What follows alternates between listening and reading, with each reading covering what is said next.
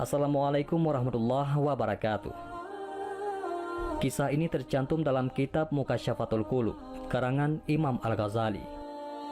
Dikisahkan, Umar bin Khattab, yaitu salah seorang sahabat dekat Rasulullah, menangis di depan pintu rumah Rasulullah SAW. Karena mendengar suara Umar bin Khattab berada di luar, maka Rasulullah segera keluar dan bertanya kepada Umar bin Khattab, "Wahai Umar, mengapa engkau menangis?" Kemudian Sayyidina Umar menjawab, "Ya Rasulullah, bersamaku ada seorang pemuda yang telah membuat hatiku sedih dengan tangisnya."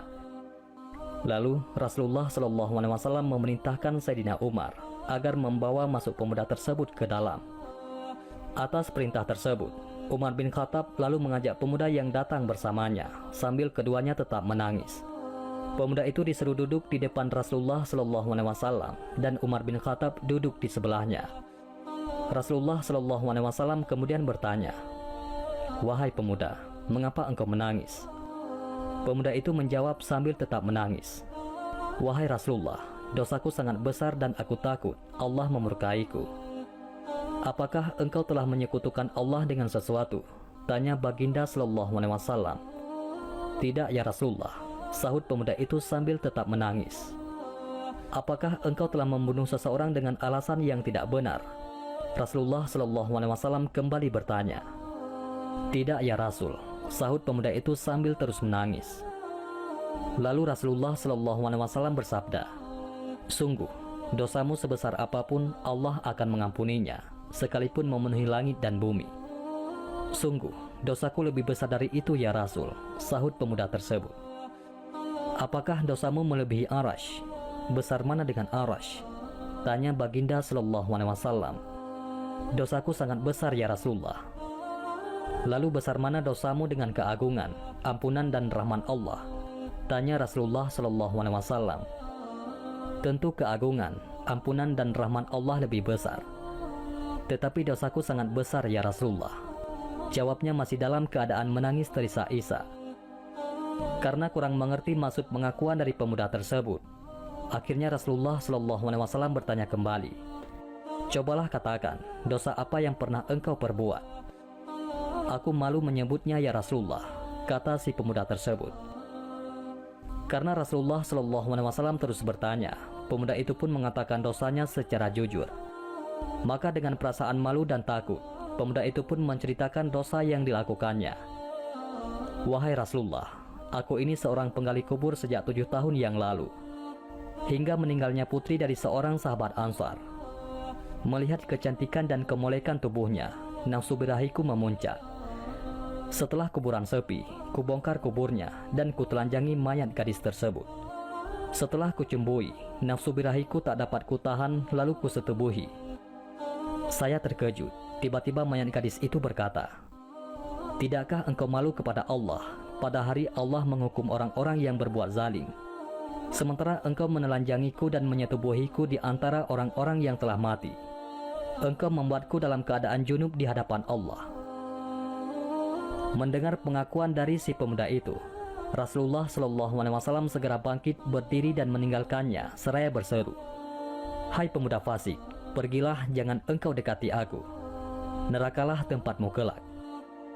Pemuda itu pun segera keluar meninggalkan rumah Rasulullah SAW sambil menangis. Ia berjalan dengan arah tak menentu keluar dari kampung. Sampailah ia di padang pasir yang luas lagi panas.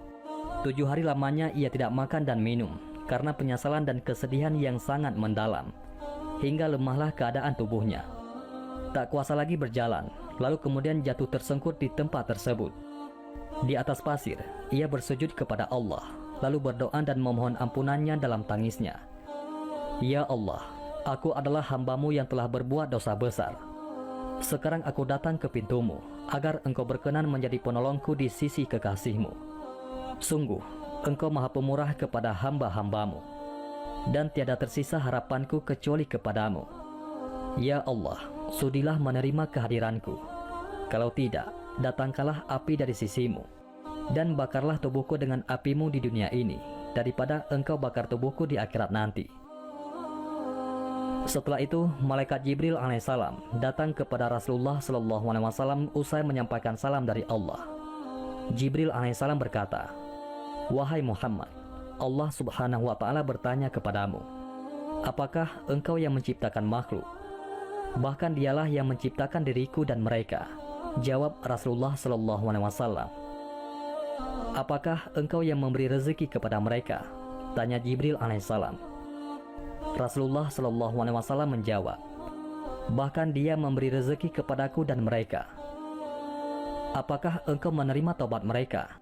tanya Jibril alaihissalam untuk kali yang sekiannya. "Bahkan dia yang berhak menerima taubat dan mengampuni dosa-dosa hambanya," ujar Rasulullah sallallahu alaihi wasallam. Malaikat Jibril alaihissalam lalu berkata, "Allah berfirman kepadamu, telah datang kepadamu seorang hambaku dan ia menerangkan satu dosa dari beberapa dosanya. Maka kamu berpaling daripadanya dan dosanya.